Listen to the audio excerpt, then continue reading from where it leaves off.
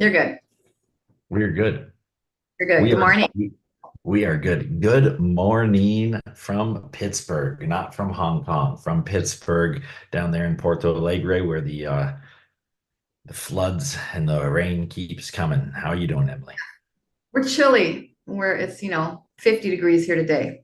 Floods have well, the rain subsided for now. We'll see what are the next steps. But anybody watching this that donated or has been following or sent good vibes, it's helped. I mean, I've never really quite seen volunteerism at the level of Absolutely. solidarity. It was the epitome of solidarity. So thank you to anybody who was part of the mission to bring us back. We appreciate it here in Rio Grande do Sul. Well, you have created over the years a really great community in the LATAM region, and community drives volunteerism. It does. Hardship drives volunteerism, but without community, it's less easy. So you've built up a community to allow for this. So kudos to you for doing that, and kudos to all those who have connected and supported um, via the socials or by the webinar that you guys did, and everybody's work down there. So Thank um, you. absolutely, absolutely. So we've got a short headline unleashed time frame today, and so we're gonna just move forward with that. And we've done different headlines, right? We've done types of headlines where we just say the headline. We've had you guess. I'm actually gonna do something a little different than just a Oh, headline. surprise! Surprise! Shocker, shocker. Um, I I get Roca News. I don't know if you get Roca News. I don't. They're a group of guys, I think, 4 years ago, 3 years ago, I started seeing them on social, um, and they're trying really hard to be bipartisan and just factual about everything that they present, which is hard, right? Because once you get, especially with algorithms, once you get going down one track, everybody else starts to feed into it, and so you start to deviate maybe from your truly independent thought. But I think they do a pretty good job for the most part. They also started a podcast um, and it's called We the 66. And it's because 66% of people don't believe the news they read. And I would be one of those 66% of people don't believe the news they read. So they started a podcast. And they do a nice job. Anyway, Roca News, pretty good. Shout out to you. That's my plug. They also recently interviewed a guy who co-wrote a book called The Coddling of an American Mind. And Greg Lukianoff, I don't know if I said his name correctly, but he co-wrote this book, The Coddling of an American Mind. When we moved back to the States 5.5 years ago, November of 2018, we moved back to the States from Hong Kong and Singapore. We noticed a lot of things. Noel and I did. One of the things we noticed was this. And so um, the co-authors, Greg is president of the Foundation for Individual Rights and Expression. FIRE, the Foundation for Individual Rights and Expression. And he was asked a lot of questions, especially right now about free speech, especially about free speech on college campuses. And they get into a lot of stuff. So he's just been asked in this video interview that I'm going to share with you. So it's a headline, but it's a visual headline. Um, how would oh, and circling back, Harvard ranks as the worst of all institutions on promoting free speech, according to them. And so the question was asked of him, hey, professor, hey, president of FIRE, how would you, as president, change this at Harvard so that they would no longer be the lowest on advocating for free speech? All right. So while I get that set up, what are your thoughts on just what I said? My thought. Wow. I it's such a conundrum to me to understand why the schools, the universities that so often get talked about and labeled as elite can also be, voted the worst at something. It seems like such a breakdown of understanding education. And I have a lot of kids that are going through this free speech question right now that are studying in the States and whether or not to join some of these free speech initiatives, namely the protests going on right now. So I'm really curious to see what this guy has to say because I have different thoughts about it, having lived internationally for so long. Well, yeah, freedom of speech. I remember living in Singapore. Freedom of speech. People say you can't say what you want. You're going to go to jail. You can't jaywalk. You'll go to jail. You can't chew gum. You'll go to jail. And then I lived there for 6 years. I'm like, you can chew gum. You just can't buy it. You can buy it in Malaysia and bring it in. There's no place to buy it. You can chew it perfectly fine. Jaywalking, you can jaywalk all the time. However, you learn to not jaywalk.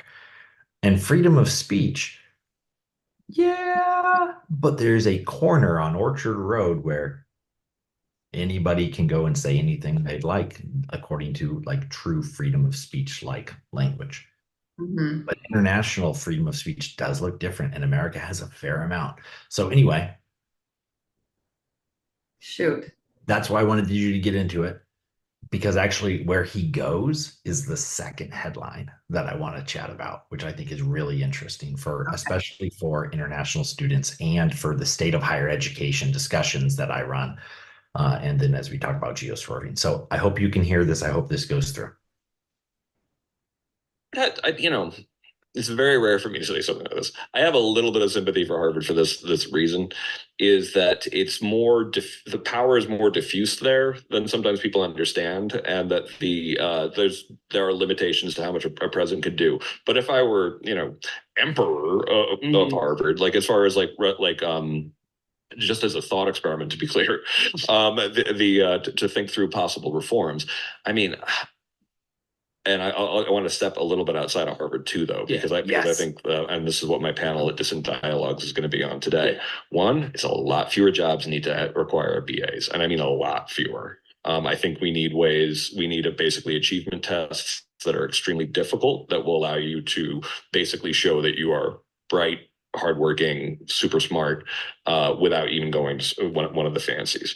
I think that they need to fire administrators who have in any way encouraged students to engage in shoutdowns, cancellations, professors getting fired, etc. I think that when students engage in violence, they need to be or shoutdowns or blocking people. They need to be expelled. I think they need to retask the entire administrative apparatus as being, now your job is actually to promote debate and discussion. If you can't get down with that, you should also find another job. And if you're noticing, I'm focusing a lot on administrators because I don't think there's a way through this problem with the massive bureaucratization of higher education as it currently exists. I think we should come up with some kind of ratio.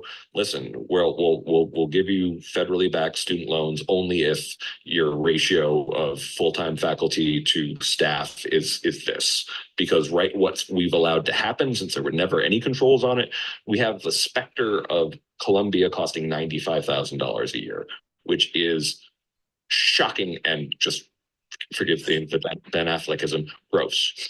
But I think you need to start explaining this stuff you need to start explaining freedom of speech day one. I think people should actually be, one of the things you should be doing in orientation is make an argument that's the opposite of one that you believe, that you hold very dear. And I can visualize like the heebie-jeebies this would give so many administrators today, because that would just seem like blasphemy or heresy. And I'm like, then great, then you don't need college because then you already know truth. Right. If that's something that would be considered so offensive, that's part of the problem. So Okay. Now, this is why I like these. This is unleashed, right? You haven't heard this. You don't know the full context. This is a little bit out of context. It's 3 minutes, but I tried to frame it for you. And he went a couple different ways on this, right? Like, what are your thoughts? Unleash yourself here on that visual headline. I think three things stand out. I think one is people really don't understand how diverse higher education is and the bureaucracy that goes on behind it. Two, I think we tend to pigeonhole certain universities. I like that he said, I feel a little bit for Harvard, and I think that's wrong on various levels, even though I've been guilty of it myself. And three, he brings up something that I've said for years and years and years is, you have to be true to your identity. You have to establish things. You have to establish whether it's starting on capping things. He was talking about capping the staff and the faculty and not getting funds unless you had that equation correct, to, what is free speech and what does it mean here?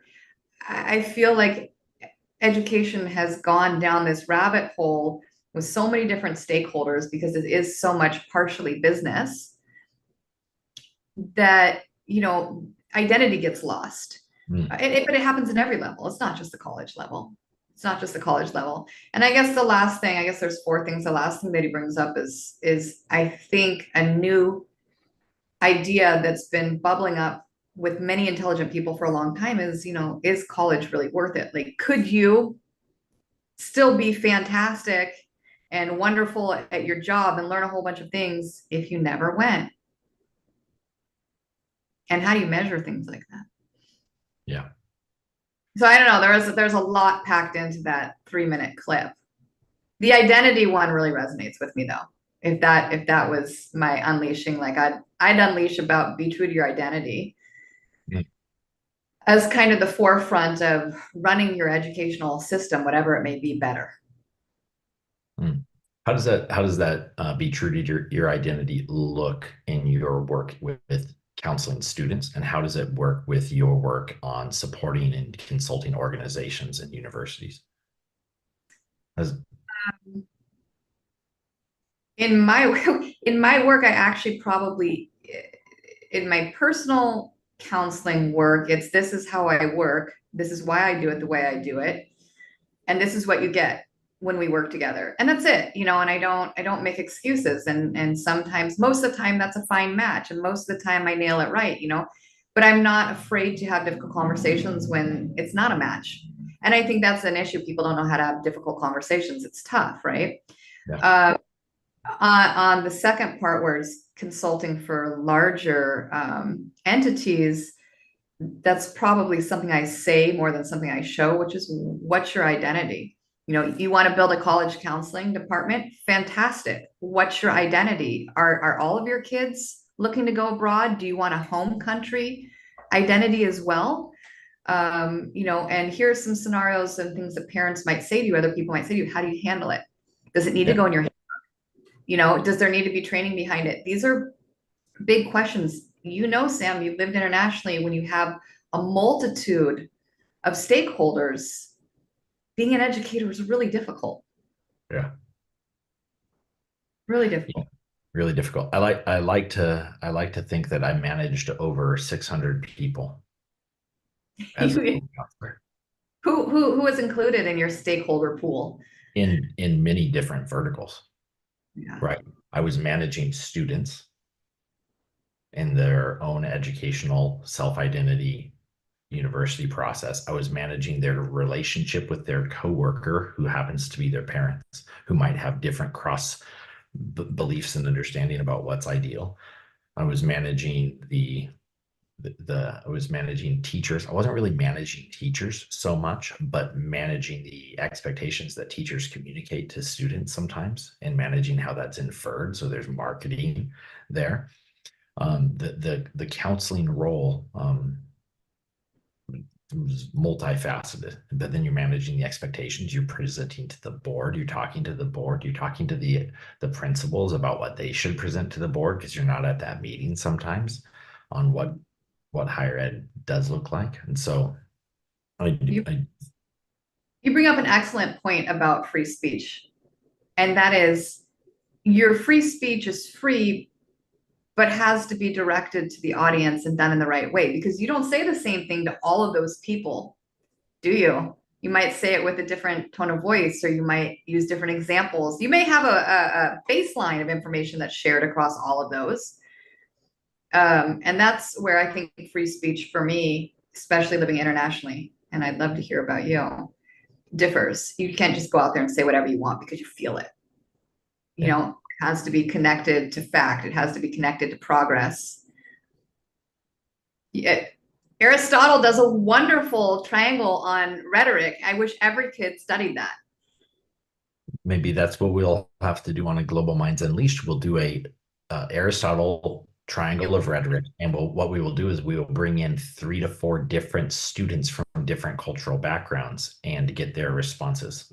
All right, to- well, I'll take off my AP teacher hat and my IB hat, see what I can That's- put together.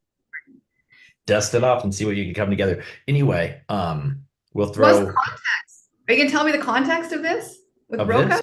Yeah. Was there a bigger context you wanted to share? Um, Sorry. no, not so much. It was actually not about free speech. They did a nice job of marketing, right? So when they marketed this on their what email or whatever it was, the marketing was Harvard's the worst college or something like that. I don't remember what it was, but I was like, all right, clickbait, Harvard. you got me. Clickbait, you got me, because I have sent students to Harvard that I thought Harvard was the exact right spot, and I've walked around Harvard. I walked right past Obama's daughter. Just walked right past her. It was very interesting on Harvard's campus, and I've sent students there. I was walking with one of my students, and I was like, "This is the spot for you, 100%." That's the thing.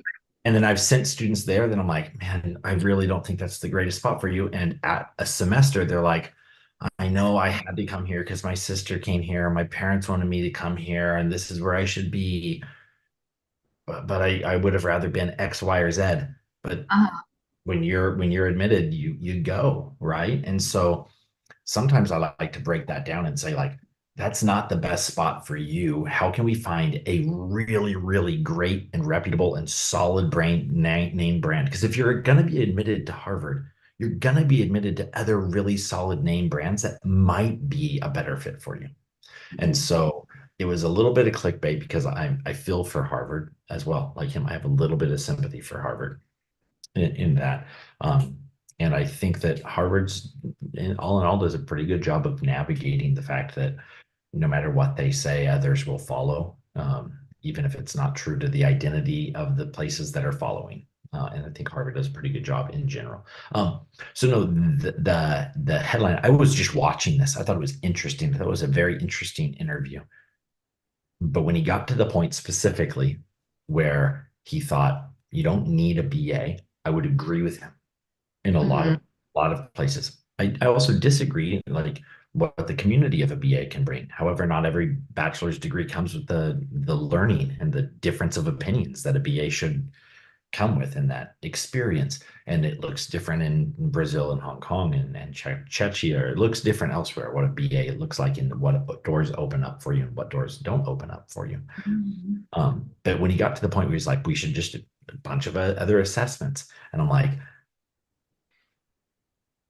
I'm going to hear what Emily has to think of this. And that wasn't any of your 4 points. That wasn't any of your 4 points, which is perfectly fine. We've unleashed. We're at time. Terrible test. No tests, no assessments. Pass, hard pass. Well, hard pass. Yeah, we're at time, but no, that was good. And thank you for bringing this up because there's so many different comments that can be taken out of that headline. Yeah. So many interesting things going on with people and interesting perspectives about what's going on in education. I think so. Well, I wish you all the best down there in Porto Alegre in the state. And also, I know that you're running onto another video. So best of luck there, and always good to see you, my friend. Always good to see you. Talk to you soon.